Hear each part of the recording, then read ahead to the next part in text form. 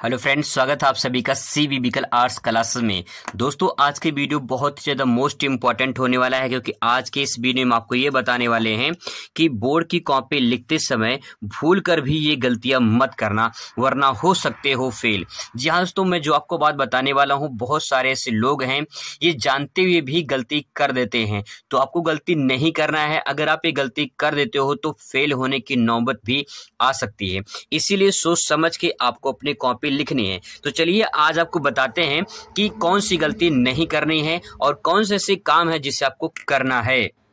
दोस्तों, सबसे बड़ी और पहली जो गलती लोग करते हैं वो आंसर नंबर जो होता है वो सही नहीं डालते हैं। लोग करते क्या है, जैसे मान लो किसी प्रश्न का उत्तर है, तो मान लो किसी का पहला है तो पहले का अगर मान लो का लिख रहे हैं, ठीक है, तो का की जगह दूसरा कोई लिख देते हैं। मान लो का की जगह खा लिख दिए या फिर का की जगह गा लिख दिए हैं, ठीक है। तो कहने का तात्पर्य कि आंसर नंबर आपका सही होना चाहिए। और अगर मान लो कि आपको जैसे खंड दिया है, जैसे खंड मान लो का दिया है तो खंड का लिखना है, ठीक है। फिर इसके बाद जो है आपको उत्तर संख्या, जो भी आपका उत्तर संख्या है, उत्तर संख्या आप लिखिए, ठीक है। तो आपको खंड भी लिखना है और उत्तर संख्या लिखना है। तो बहुत सारे ऐसे लोग हैं ये जानते हुए भी कि अगर आप आंसर नंबर गलत लिख देंगे, मतलब कि आंसर नंबर आपका जो है वो सही होना चाहिए, ठीक है। उसमें आंसर क्या लिखे हैं ये डजंट मैटर करता है, ठीक है। ये मैटर नहीं करता कि आपने क्या लिखे हैं, लेकिन अगर आप आंसर नंबर ही गलत लिख देंगे तो आपका जो पूरा का पूरा उत्तर है वो गलत हो सकता है। इसीलिए आपको ये गलती नहीं करना है। आंसर नंबर आपको सही से डालना है, ठीक है। अगर आप सही डालते हैं तो आपका जो भी आंसर लिखेंगे कुछ ना कुछ उस पर जरूर मिल जाएगा।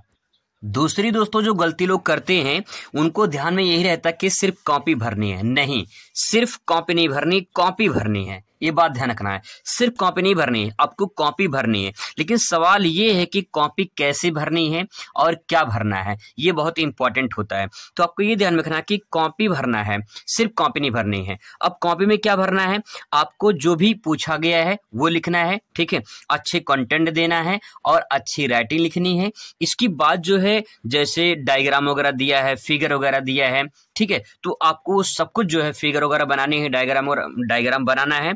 और अगर आप इस प्रकार से आंसर देंगे तो आपको पूरा का पूरा नंबर मिलेगा। बहुत सारे ऐसे लोग होते हैं, वो लोग कहते हैं कि सिर्फ कॉपी भर दिए पास हो जाएंगे। भाई, एग्जाम में इतना बेवकूफ नहीं है कि आप जो भी उसमें लिख देंगे, बकवास लिख देंगे, वो पास हो जाएंगे, ऐसा नहीं है। आप उसमें कुछ ऐसे लिखिए, जैसे मान लो आपका कोई सब्जेक्ट है, मान लो हिंदी का पेपर है, ठीक है, हिंदी का पेपर है तो हिंदी से संबंधित कुछ लिखना है। अगर मान लो भूगोल का पेपर है, ठीक है, तो भूगोल से संबंधित लिखना है। इसमें इतिहास की बातें नहीं लिखना है। बात समझ में आ रही है? तो वही मैं कहना चाह रहा हूं कि आपको बस इतना ध्यान में रखना चाहिए कि कॉपी भरनी है, सिर्फ कॉपी भरना है। ये ध्यान में नहीं रहना चाहिए कि सिर्फ कॉपी भरने में आप इतिहास, भूगोल, हिंदी सब कुछ ऐड कर रहे हो उसी में, ऐसा नहीं है।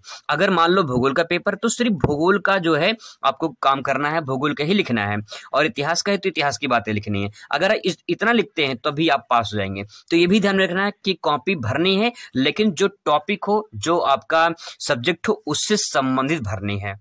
इसके बाद दोस्तों तीसरी गलती लोग क्या करते हैं, काटपीट ज्यादा करते हैं, ठीक है। मान लो कोई आंसर गलत हो गया तो गलत आंसर को किस प्रकार से काटते हैं, जैसे मान लीजिए एक ये उत्तर है यहाँ पे, जैसे मान लीजिए ये लाइन गलत हो गई है, ठीक है।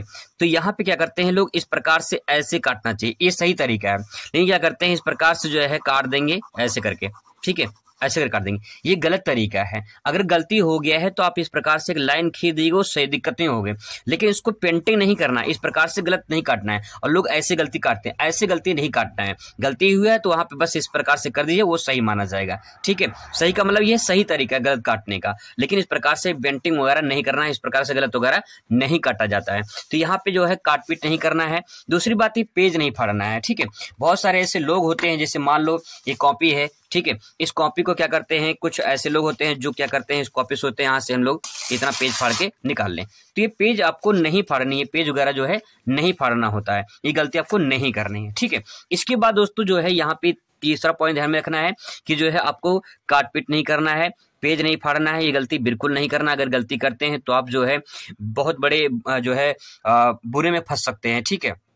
दोस्तों जो चौथा पॉइंट है वो ये है कि नया क्वेश्चन जब आप लिखें तो नए पेज से इसकी शुरुआत करें। इससे फायदा क्या होगा, फायदा ये होगा जो आपका प्रश्नोत्तर नंबर रहेगा वो तो अलग दिखेगा, ठीक है। और दूसरा ये कि साफ हो रहेगा, अलग दिखेगा और आपको पूरा नंबर उस पर मिल जाएगा। बहुत सारे ऐसे लोग होते हैं सटा सटा के लिख देते हैं, दिक्कत जाती है एग्जाम में कॉपी चेक करने में, क्योंकि कॉपी इतनी फास्ट चेक होती है भाई, आप विश्वास नहीं करेंगे, बहुत फास्ट कॉपी चेक होती है। और उसी फास्ट में कॉपी चेक करते समय अगर एग्जामिनर ध्यान नहीं दिया तो आपका उसी में आंसर, जो 2 क्वेश्चन लिखे हैं एक ही पेज में, उसी का आंसर एक ही में चला जाएगा। तो इसलिए आप जो है नए क्वेश्चन नए पेज से शुरुआत करें। विशेषकर जो क्वेश्चन होते हैं लॉन्ग क्वेश्चन और जो शॉर्ट होते हैं, जो वेरी शॉर्ट होते हैं जिसे अति लघु होता है, उसको आप जो है एक पेज में 2 लिख सकते हैं, 3 लिख सकते हैं, जैसा आंसर रहेगा। लेकिन जो है शॉर्ट क्वेश्चन जो है आप जो है और लॉन्ग क्वेश्चन, ये दोनों जो है नए पेज से शुरुआत करें, इससे आपको ज्यादा फायदा मिलेगा।